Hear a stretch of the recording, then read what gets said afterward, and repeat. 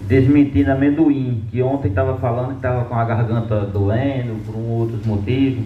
A verdade é que no domingo, final do dia, a gente fez uma assembleia muito boa no acampamento e a gente tem uma brincadeira, né, para animar, para gritar uma palavra de ordem muito forte.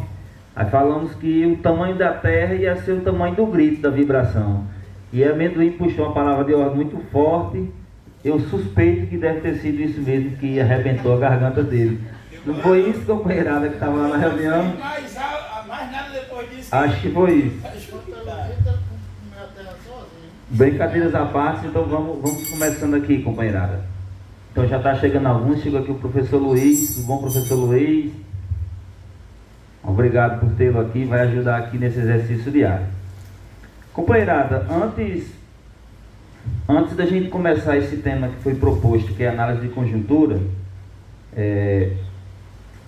nós temos ultimamente tido bastante preocupação em a gente até entender o que tem sido as análises de conjuntura, né, nos diversos movimentos, né, em diversos espaços, nos sindicatos. Então isso é uma coisa que a gente não pode errar. Nós não pode errar na análise e ela tem que ser o máximo possível coletiva. Então a gente fica muito assim agoniado quando a gente escuta palavras, escuta análise de conjuntura de forma individual, às vezes da cabeça de alguém, né, acha que é assim, vai-se embora e eu acho que vai acontecer isso e pronto, o que está acontecendo é isso. E isso é muito perigoso, porque o nosso companheiro Diego Guevara dizia, né, que é melhor a gente errar com o povo do que acertar sozinho. Então, faremos análise e as decisões de forma coletiva. Se a gente erra, volta e estuda de novo e traça um novo caminho. Então, para alguns, né, às vezes, principalmente a companheirada que está chegando novo num acampamento ou se inserindo num grupo, né, de estudo da universidade, a palavra até conjuntura, né, e até entender, isso demora um pouco, né? Às vezes a gente precisa ter a oportunidade de lidar com alguns espaços de conjuntura para a gente começar a entender o que é esse exercício tão necessário, né? Eu mesmo, meu primeiro espaço de conjuntura, assim, a gente vai começar a entender quando está terminando, aí a gente já fica numa ansiedade de querer interar, de querer participar, e aí o tempo já não dá mais. Mas só fazendo essa pequena introdução sobre o exercício da conjuntura, que às vezes a gente fica sem entender o porquê que nós estamos aqui, prezando falar dos fatos da realidade, e a gente está falando às vezes de um fato que está ocorrendo do outro lado do mundo. E a gente, o porquê que eu tenho que saber do que está acontecendo nos Estados Unidos, na China, na Rússia, na Ucrânia, né? Israel, na Palestina. Então é preciso que a gente entenda a sincronia que tem tido tudo isso, né, no mundo, para a gente fazer, né, uma simetria do que tem a ver com a nossa vida, né, cotidiana aqui. Por isso que sempre que a gente vai fazer uma análise de conjuntura, a gente busca fazer de forma uma passagem rápida, né, do que está acontecendo no mundo, né, depois o que está influenciando nisso no nosso país, depois no nosso estado, no nosso município e até mesmo na nossa convivência, na nossa comunidade, no nosso assentamento. E a ideia é que a gente, sempre que participa de uma conjuntura, né, consiga minimamente fazer essa ligação, né, e entender, na verdade, né, entender que isso está obviamente conectado. Se a gente fazer análise sem analisar essa combinação, né, de lugares, de coisas, está muito sujeito a gente errar. Por isso que a gente faz um esforço danado para reproduzir nas análises de conjuntura o que a gente está ouvindo, né, da boca, né, de vários grupos, de vários coletivos, né, para poder formular a nossa, né? Não fazer aquela coisa de forma individual. Então, hoje o que vamos fazer aqui, né, são análises coletivas, né, nosso grupo de estudo do movimento e também de outros movimentos, né, o que está posto, né, às vezes nos jornais, nas redes sociais, né, e isso tem que ser um complemento e não um definidor, porque já adianto, né, hoje tem alguns espaços assim, que a gente considera muito perigosos, né, no sentido de atrapalhar a análise da conjuntura, né, que é os espaços das redes sociais. A gente vê que está um espaço muito subjetivo, muitas verdades, muitas mentiras, e a gente às vezes é seduzido a acreditar que um youtuber fez uma análise de conjuntura ali de 20 minutos, pronto, o que está acontecendo é isso ali, porque está sendo uma coisa da cabeça, e aí quando você pergunta, aqui, não é subestimando, né, a capacidade cognitiva daquele ou daquela influência digital, youtuber, mas é que muitas vezes a gente percebe que é isso e eles mesmos falam, né? Eu acho que é isso porque... e a gente vai procurar saber, aquela pessoa não está vinculada a nenhum grupo, né? Nenhum movimento, nenhum sindicato, nem uma universidade, nem um grupo de estudo da universidade. E aí isso muitas vezes atrapalha, né? Então, até as pessoas que a gente tem que estar com... Né, vez ou outra a gente se apega a algumas linguagens, né, que está muito sendo solta na internet e às vezes fica difícil. Então, a análise coletiva é para a gente separar a opinião coletiva de opiniões individuais para a gente errar menos. Então, nesse exercício, nessa intenção, com esse método, nós como movimento, temos dito que o que a gente fez de projeção, né, de conjuntura, né, nos últimos anos, tem chegado muito próximo e assim, isso são análises, né, de companheiros, né, nossos, né, de outras organizações, até em tom de elogio, mas isso é fruto, né, da nossa base, do nosso povo que está sentindo e nos ajudando, subsidiando nesses temas. Então, primeiro que... e a gente vai tentar sempre estar fazendo uma relação com isso, né, do que chega primeiro, que é o que está na internet, né? Muitos podcasts por aí, o pessoal fala umas coisas com uma certeza e a gente tem que sempre duvidar e buscar outras fontes para estudar. Então, começando vamos falar um pouco, né, sobre uma conjuntura internacional, de forma rápida mesmo, para a gente tentar ganhar um tempo, né, mais no Brasil. E é isso, a gente vai ter que se organizar no tempo. Nós temos até que hora, Marli? 11h30? 11h30. Nós temos intervalo? Acho que sim, que você vai fazer café, eu acho. Que hora é a merenda? Calma, eu não tenho certeza sobre ela. O intervalo, companheirada, é aquele momento em que você levanta, estira as pernas, se alonga, toma um copo de água e volta pela manhã. E merendar é bom também, né? Pra tarde, né? Eu acho que sim. Eu tô sabendo que pra tarde tem, pra amanhã não tá tão... Não, então... Pronto. Então, A gente faz o intervalo. né, a gente pode ir até umas 10 e faz um intervalo, né? Intervalo de 10 Isso. minutinhos e volta. Pronto. Então vamos seguindo esse combinado. Então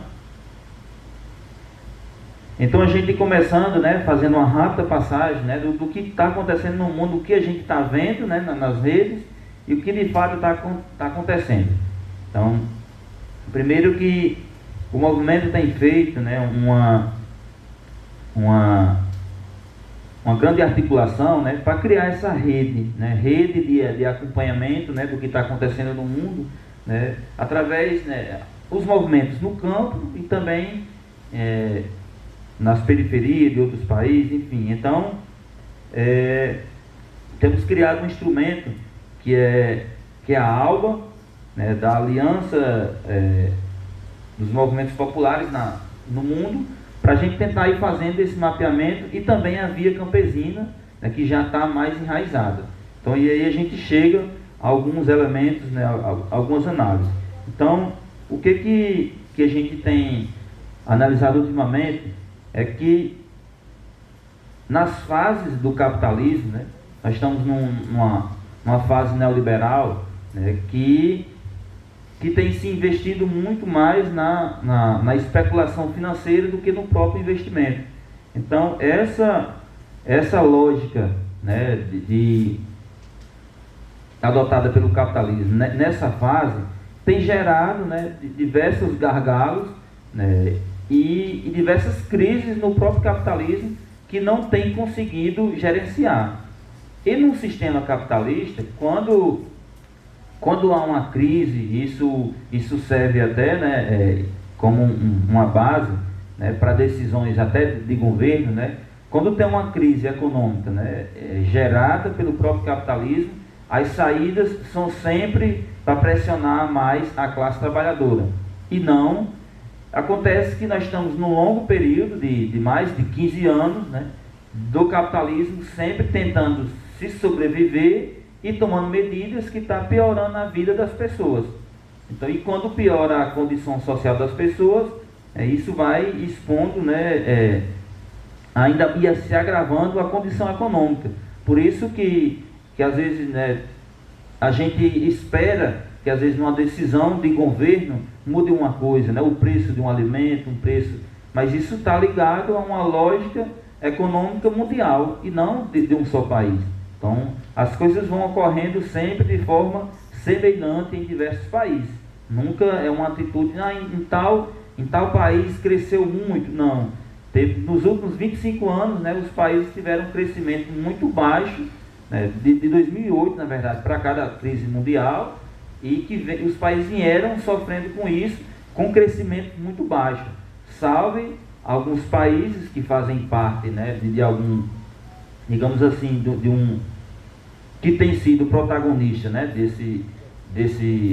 desses conflitos, né, mundiais, né, o bloco dos Estados Unidos, né, a Europa, a Rússia, a China. A gente vai tentar falar um pouco de cada país, como está se comportando, para a gente tentar também entender o que esses países qual papel esses países estão cumprindo nessa tarefa das crises, né, que estão sendo geradas pelo próprio capitalismo. Então, nessa tentativa de se sobressair, né, e aí países precisam tomar medidas econômicas, precisam de adentrar na organicidade de outros países, interferir em eleições. Então, tem se desenhado, né, um novo cenário de guerra global. Alguns países já partiram, né, para essa guerra, a guerra física, né, com armas, como a gente estamos acho que já vamos para o 4º ano, né, de guerra entre a Rússia e a Ucrânia, e fizemos 2 anos agora do massacre que está ocorrendo o genocídio, na verdade, que está ocorrendo na Palestina, protagonizado pelo governo de Israel e sendo financiado também pelos Estados Unidos. Então, em outros países, isso tem conseguido fazer essas ofensivas por meio das próprias eleições. Então, a Venezuela foi um país que sofreu isso de forma muito, muito forte. Isso aqui na América Latina, né? Todos os países da América Latina passaram por desestabilização muito forte, né? Isso interferências diretas nas eleições. A Venezuela, a Bolívia, o Peru, todos eles têm sofrido essa intervenção. Então, só para vocês terem uma ideia. E aí a gente traz um exemplo, vou um pouco mais na frente, depois a gente volta novamente, né? O exemplo que nos tem dado a Venezuela. Então, todo mundo está acostumado a ver, né, pelos jornais, né, e às vezes até uma companheirada, né, de outras organizações que está num bloco progressista acaba sendo seduzido porque está sendo publicizado, né, em jornais que são financiados pela burguesia aqui no Brasil também, de que o problema da Venezuela é um problema do grupo político que comanda, né, do presidente Nicolás Maduro, dessa iniciativa, né, de governo popular que foi conquistado há seus 20 e poucos anos, e tão jovem com pouco tempo, né, que está no comando. Então, a gente ouve só esse lado que é um problema de governo, né? Mas a Venezuela hoje é e aí eu adentrando a isso, né, nas fontes energéticas, né, o 3º maior produtor de petróleo do mundo, né? E esse petróleo interessa, né? Interessa a países que precisam dessas fontes energéticas. E aí a gente vai analisar quem são esses interessados, né? Hoje, os Estados Unidos é quem consome, né, a maior demanda de petróleo do mundo. Só que eles só produzem 40% do petróleo que eles precisam. Por isso, eles partem para outros países para financiar golpes, financiar guerras, aquele conflito instalado ali no Oriente Médio, né? E na América Latina eles vêm para cima da Venezuela, que tem essa grande reserva. Então, como um país que eles conseguem, né, nesse bloco, né, de aliança, fazer uma ofensiva maior, conseguiram colocar embargos, né, de que o povo foram sofrendo e sempre tentando criminalizar, né, o comando do país, o atual presidente, e só depois, né, de muita luta, né, do povo entender que isso faz parte de uma articulação nacional, é que tem fortalecido a organização popular de que a saída, o desenvolvimento do país está nas mãos do povo do seu país e não de interferências estrangeiras.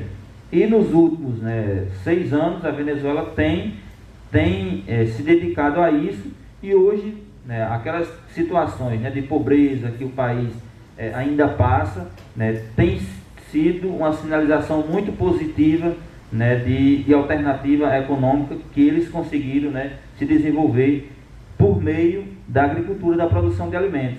Então, a Venezuela foi um país que, através dos embargos sofridos, né, eles dependiam quase que 100%, né, a produção de alimentos deles vinham de fora.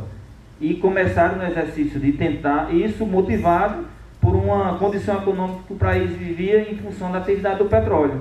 Então, sofrendo os embargos do petróleo, não tinha atividade no petróleo, a empresa estatal, a PDVSA, é como se fosse a nossa Petrobras aqui, né, quase que falindo, né, por não ter condições de explorar, e o povo vivia em função, aqui em Mossoró mesmo, sofrendo, a classe trabalhadora de Mossoró sofreu isso, e também o município em geral, né, nós tínhamos uma atividade muito forte do petróleo aqui, e depois, né, do fechamento da exploração por terra e o investimento no pré-sal, Mossoró caiu sua renda, porque fechou muito comércio, fechou empresa, muita gente desempregada. Então, pense no problema que Mossoró sofreu com a retirada da Petrobras. A Venezuela sofreu isso vezes mais, tendo em vista que era uma realidade do país. Então, tiveram que ser feita, né, uma reeducação, novas culturas, né, para se adaptar com as condições que o país tinha ali. Então, investir na agricultura foi uma saída fundamental para eles, e hoje, né, início desse ano, o governo venezuelano anunciou o repasse de 200 mil hectares de terra para o MST fazer reforma agrária no estado da Venezuela. Hoje, a gente no Brasil estamos organizados em 24 estados, estamos dizendo que a Venezuela é o 25º estado, né, do MST nessa responsabilidade de organizar a reforma agrária. Então, uma coisa extraordinária que possibilita o movimento ampliar sua capacidade internacional, né, de contribuir com a alternativa de projeto de país, que é fazer reforma agrária. Então, bom, a Venezuela apostou nessa saída, tem surtido efeito, então eles têm respirado aquelas tentativas de interferência de outros países. Outros países não, né, eles vão direto, né, com a bala, né, com o que eles têm de financiamento. Então, na Ucrânia existe esse conflito, né? A análise é que a Ucrânia serve mais como um bode expiatório, né, dos Estados Unidos. Então, existe, desde o fim da União Soviética, existe ainda um acordo de que os países que estavam ali no entorno da Rússia não se unificaria com a OTAN, que é uma aliança militar coordenada pelos Estados Unidos. E antes de iniciar essa guerra entre Ucrânia e Rússia, a Ucrânia, influenciada pelos Estados Unidos, né, anunciaram que iriam participar da OTAN. Claro que isso é uma forma genérica de quem está de longe mais olhando, né, genérico, mas com fundamentos extraídos daquela realidade. E isso tem envolvido interesses também semelhantes ao que falei, né, de países com interesse em outros. Então, esse bloco, a gente olhando assim de forma bem mais ampla, não detalhada, a gente vê hoje, é possível mapear três grandes blocos econômicos, né? Isso de influência global, né? Os Estados Unidos, que ainda é tido, né, como centro das experiências capitalistas, mas passando por essas dificuldades, né, de o capitalismo se reinventar. Então, os Estados Unidos também estão sofrendo grandes impactos, fechamento de indústrias, então a pobreza também aumentando, e aí, para se sobressair, vão tentar influenciar em outros países para arranjar uma saída. Então, hoje, a gente vê isso muito forte, né, as taxações, a política internacional que os Estados Unidos está fazendo. Muitos especialistas dizem, né, que é um verdadeiro tiro no pé, porque se você está em crise, né, a forma dos países influenciar alianças, né, e se unificar com outros países é oferecendo, né, o que ele pode contribuir com outros países. Então, os Estados Unidos, para tentar sobressair, está atuando numa lógica de taxar os outros países, e isso, especialistas afirmam que é um tiro no pé que pode acabar se isolando cada vez mais.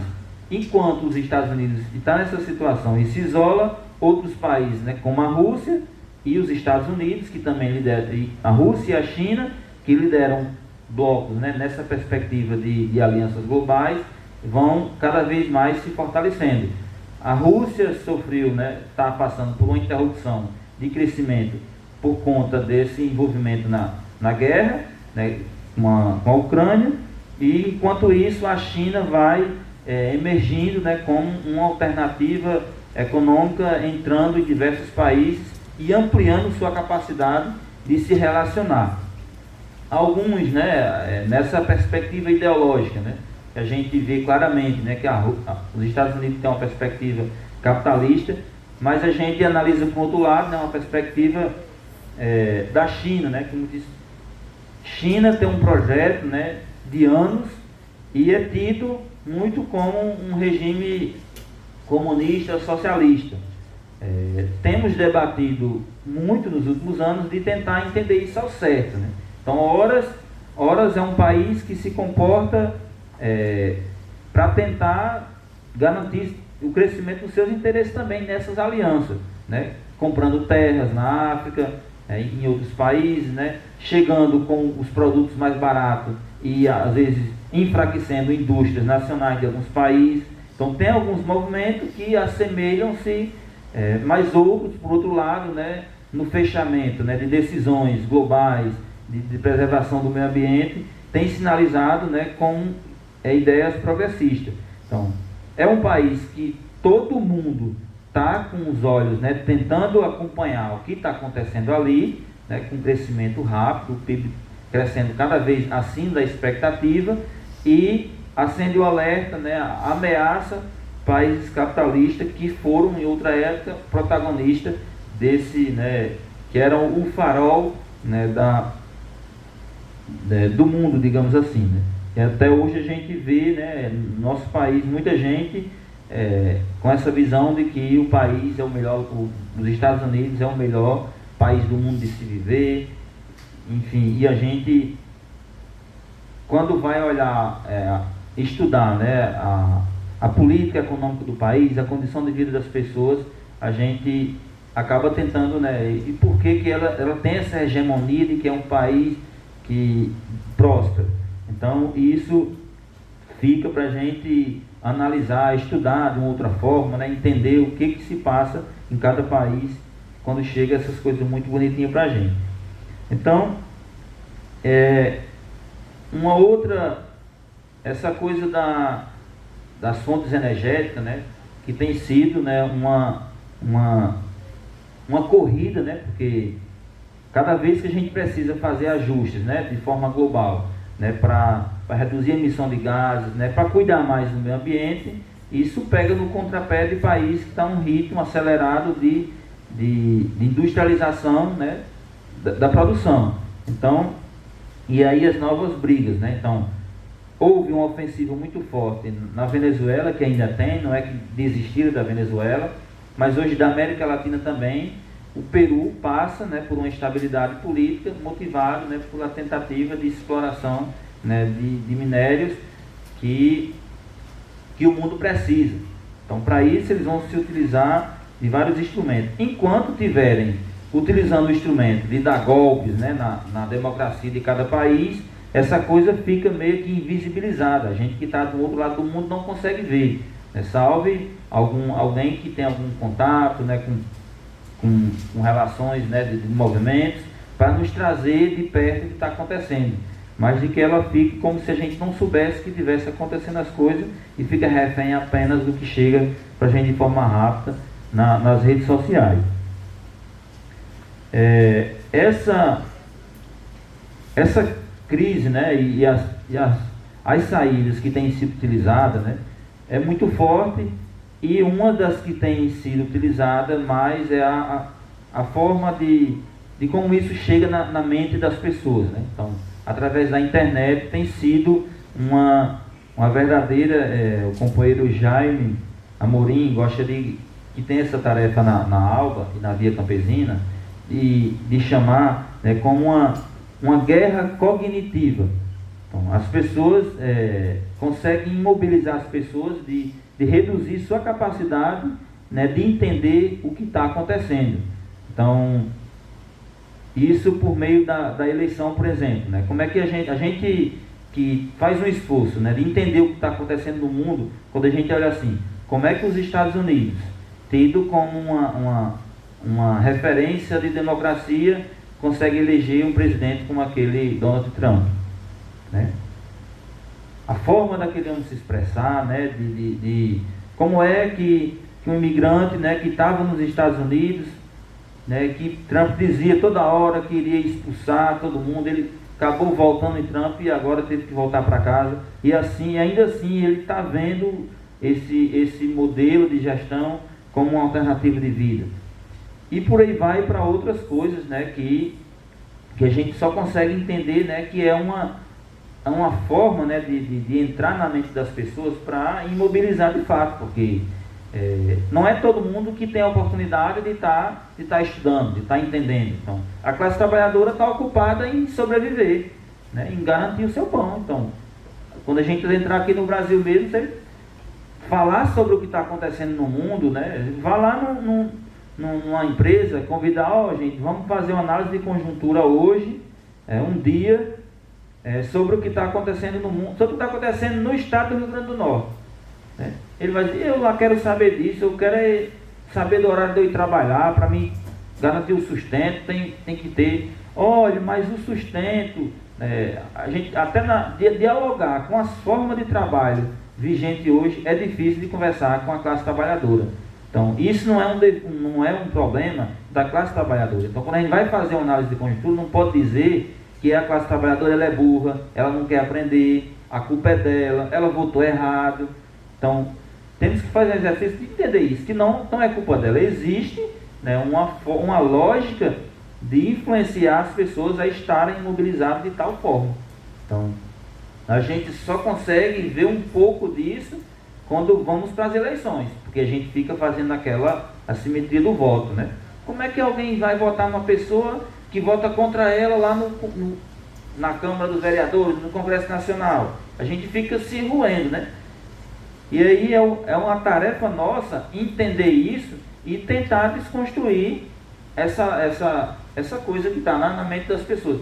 Não é uma tarefa fácil, não é de um dia para outro. Isso faz parte de crises, e crises elas são longas. Então essa crise civilizatória que a gente chama, ela não resolve amanhã, né, daqui a 2 anos, daqui a 4 anos. Ela é longa.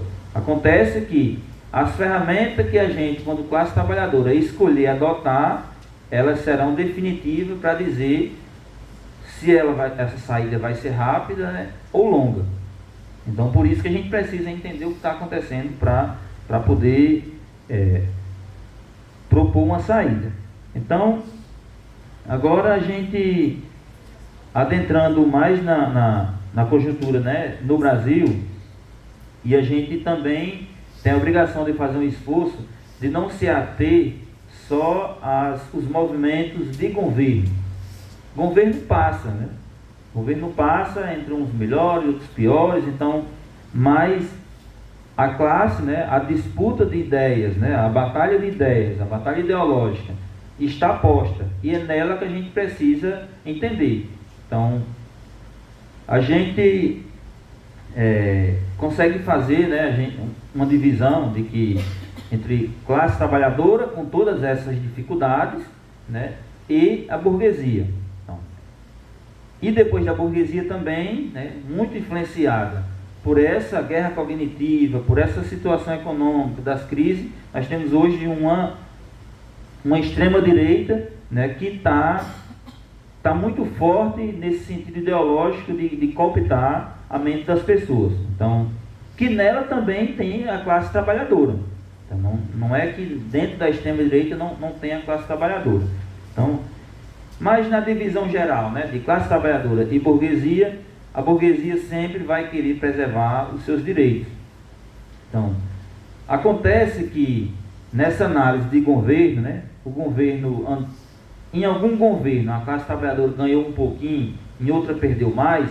Isso tem a influência da burguesia no processo político do nosso país.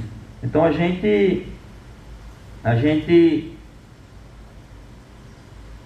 digamos assim que a burguesia, né, nesse aspecto do direcionamento, né, do governo, do Estado brasileiro, melhor dizendo, ela horas flerta com um setor, ora flerta com outro, a partir de que ela consiga garantir os seus direitos.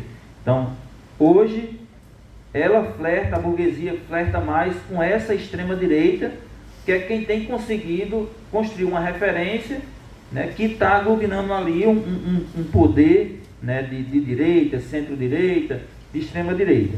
Então, ela está ali, né, e sobretudo para o nosso campo, né, com o agronegócio, né, que é quem tem garantido. E isso é uma coisa que pode influenciar, e está influenciando muito forte, a condução, né, do atual governo. Então, a gente, antes mesmo de fazer essa análise, né, da conjuntura agrária, né, no Brasil, temos que entender como é que está essa correlação de forças, né? E nós, né, como classe trabalhadoras, né, estamos sobrevivendo. Então, o mundo do trabalho está se modificando para atender as especificidades do capitalismo, né, a sair dessa crise, e a classe trabalhadora cada vez mais sofrendo pressão. Então, de novo, uma coisa dessa guerra cognitiva. Como é que o trabalhador prefere trocar, né, um emprego de CLT, que já não é muito bom, né, as condições já são precárias, como é que ele consegue trocar o CLT, que tem lá minimamente alguns direitos garantidos na Constituição, para ser um trabalhador de aplicativo? Então, isso a gente fica tentando entender, né, qual que seria essas garantias que a classe trabalhadora está conseguindo fazer essa simetria. Então, hoje a gente, em números, né, a gente diz que a classe trabalhadora aproxima de 140 milhões. Metade disso, né, estão com emprego de carteira assinada.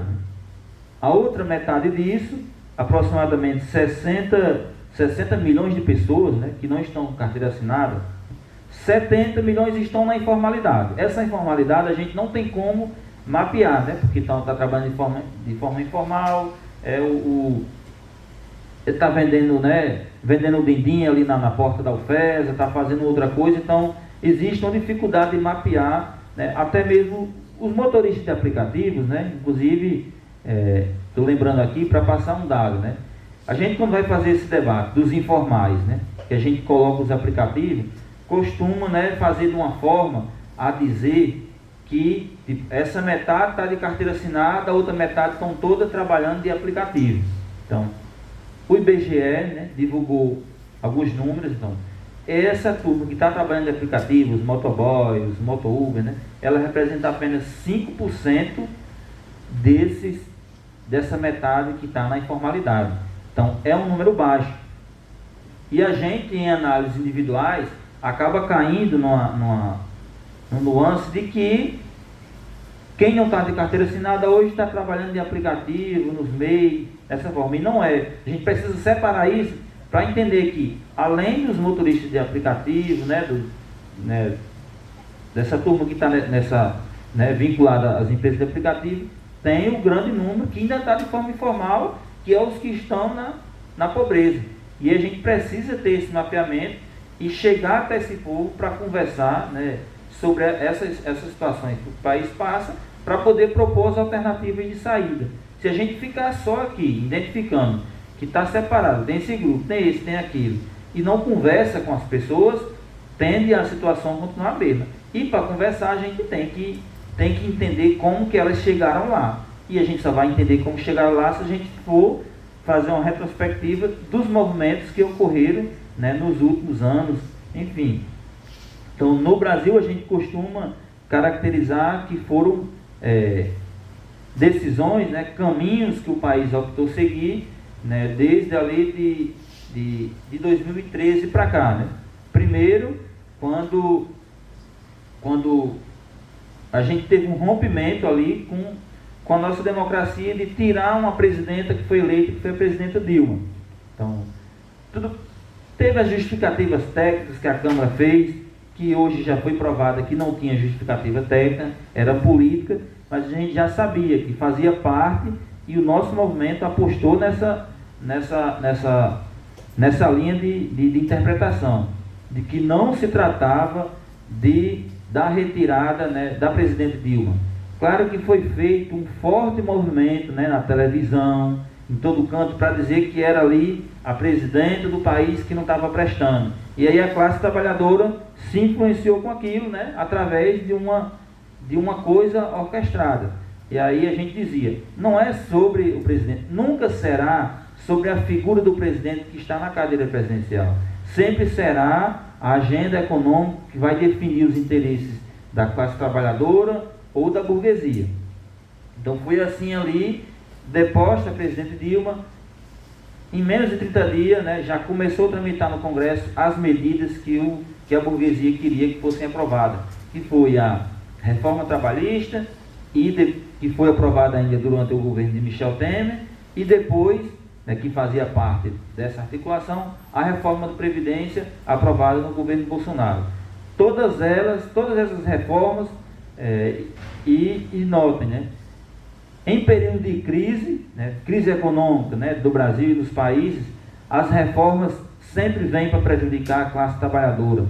Nunca eles vão propor, tem sido assim desde a formação do nosso país.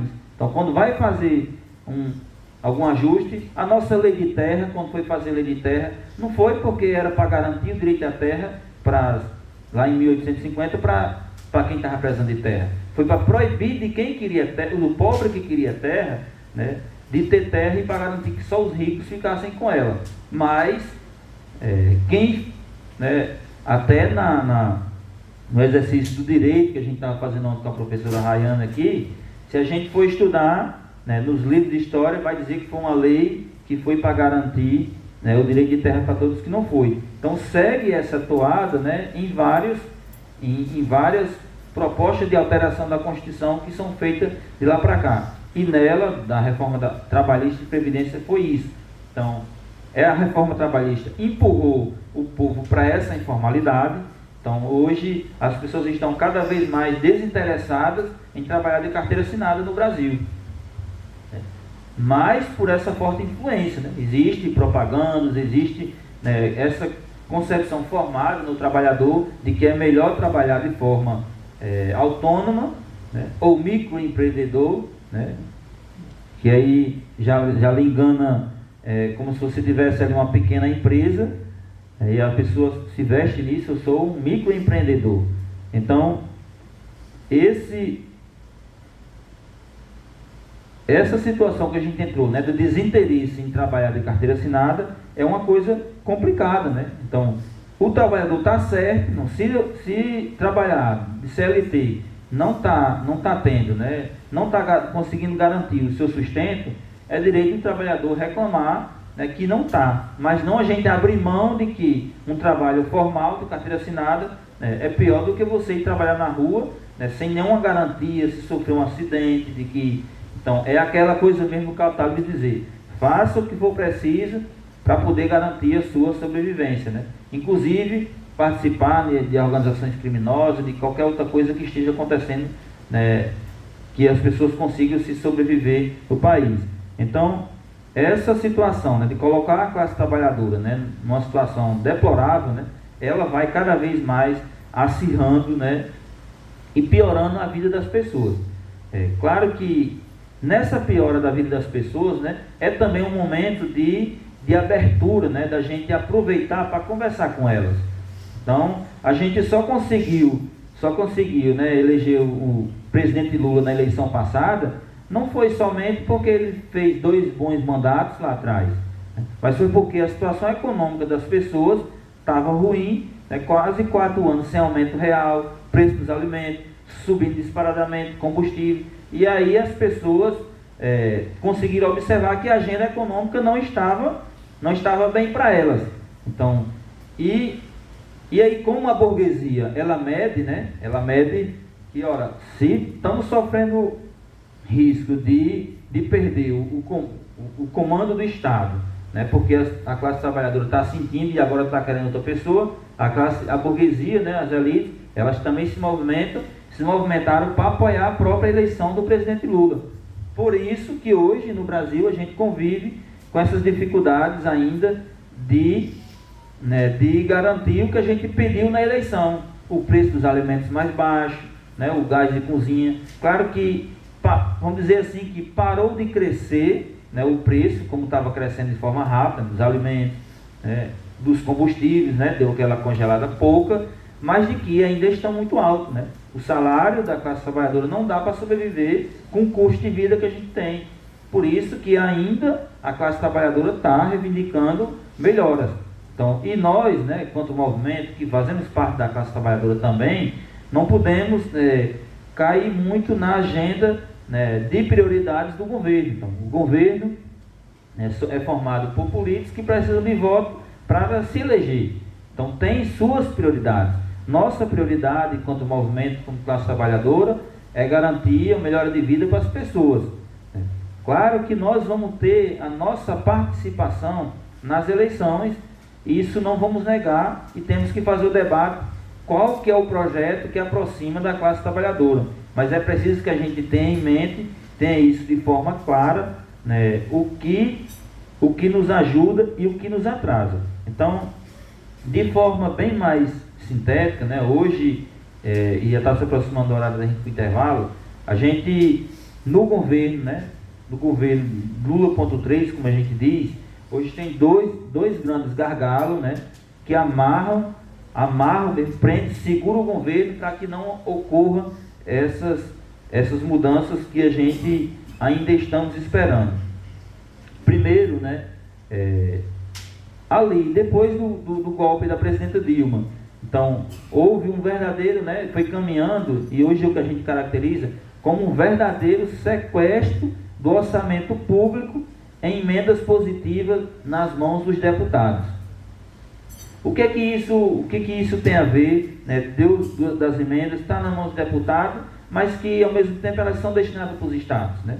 As emendas impositivas, elas são direcionadas não para o que a gente está mais precisando, sim para atender os interesses eleitorais dos deputados. Então, estima-se que mais de 50 bilhões do orçamento público vai para as mãos dos deputados para eles destinar para onde eles querem. E nessa destinação a gente está costume de ver, né, que é para obras que às vezes não seriam tão prioritárias, quando não são desviadas, né, pela corrupção ou por outra coisa. Então, e aí isso empurra o governo fazer ajustes econômicos, né? Tendo esse cenário no Congresso, de que o dinheiro está sequestrado, empurra o governo fazer ajustes econômicos, né? Para tentar arranjar dinheiro de algum lugar. E a burguesia não está disposta a pagar imposto. A burguesia não está imposta, nunca esteve e não está, que ela não quer perder, como sempre, né? Então, e aí, na medida que o governo toma alguma medida, fica refém desse cenário de disputa nacional, né, das redes sociais, e volta a repetir, né, a mentira muitas vezes está ganhando mais força do que a verdade no campo da rede social, e a gente entra em outra dificuldade, e o governo, que não tem ainda uma forte influência sobre esse mundo das redes sociais, acaba tendo que recuar de alguma medida que seria para fazer algum ajuste de arrecadação para outras, para investimento em outros setores. Por isso que hoje estamos convivendo com corte na universidade, com corte em alguns programas, né? A demora de conceder um benefício, que a gente estava falando aqui ontem, demorando 3 meses, 5 meses, porque, ao que parece, né, que sem o dinheiro de cumprir aquilo, isso não se trata de uma crise que o governo não tenha como resolver os problemas, de que o governo está ruim, que é o pior. Mas entre nós, a gente precisa falar que a situação econômica empurra fazer isso, e nós não devemos abrir mão. Nós não devemos entender, tá bom, porque a burguesia não quer ceder, né, acolher uma medida econômica do governo para arrecadação de imposto para os mais ricos, agora nós aceita fazer o corte no investimento na universidade. Não, nós temos que fazer o que é a disputa. Temos que fazer a disputa. E o que ocorre é que essa disputa está muito difícil de ser organizada no nosso campo, da classe trabalhadora, e depois também no nosso campo mais organizado, né, nos movimentos, nos partidos. Então, e isso tem trazido, né, preocupações enormes para a gente. Então, hoje, principalmente a companheirada dos partidos estão mais focados na eleição do próximo ano do que fazer a luta e disputa pelo orçamento, né, da LDO do próximo ano. Então, como que a gente vai se sair, né, se a saída é coletiva, não é individual? Não basta nós aqui ter a compreensão do que temos que fazer, se a gente precisa que uma grande parte da população tenha consciência do que fazer. Então, por isso que análises equivocadas desmobiliza as pessoas, certo? E evita que a gente tenha. Então, aqui a gente está no município de vocês, né? Já aconteceram, né? Às vezes isso é mais nos grandes municípios do nosso estado, né? É Natal, é Mossoró, às vezes Açu, sempre fazem grandes mobilizações. Então, nos últimos anos, né, a gente não vê nem fala nisso de mobilização popular contra um corte, contra alguma coisa. Isso é culpa do movimento, né? É culpa do MST. Nós, 1º de maio aqui em Mossoró, nós não tivemos nada, né? Nós fomos decaindo, né? Um último que teve foi uma corrida de bicicleta. Então, antes a gente fazia uma luta de enfrentamento ao capital. Aí, às vezes, fechava uma BR, né, junto com a companheirada, isso definido, é o MST e várias organizações. Horas em alguma empresa, algum prédio público, e isso foi se definhando, né, das organizações, depois foi ficando só o MST, e hoje em Mossoró, no Dia do Trabalhador, a gente não consegue organizar uma luta dos trabalhadores. E isso é uma lógica que adentrou em todas as organizações, certo? E não é só o MST que, se está com uma compreensão diferente da companheirada, vai salvar a luta de classe, né, no nosso país. Precisa que todo mundo tenha uma compreensão. E isso, assim, é uma crise, né? É uma crise da gente analisar essa situação que a gente se meteu. Então, e aí as saídas realmente ficam muito difíceis. Então, a gente temos instigado a conversar sobre isso. Então, já estamos chegando, tem mais 2 pontos que eu acho que é bem importante a gente ainda falar, né, depois do intervalo, né, e depois a gente passar a abrir para a plenária fazer as contribuições também para fortalecer esse tema de hoje. Então, eu queria, né, para a gente ir sendo mais disciplinados aqui no horário, a gente queria, né, atender a coordenação, dar uma pausa para o intervalo. De quantos minutos, dona Marley? 10 minutinhos, porque a gente já começou tarde. Isso. Pode ser assim, companheirada? E aí depois a gente retorna aqui para finalizar mais com alguns aspectos da conjuntura no Brasil, e depois a gente abre o debate para a plenária aqui.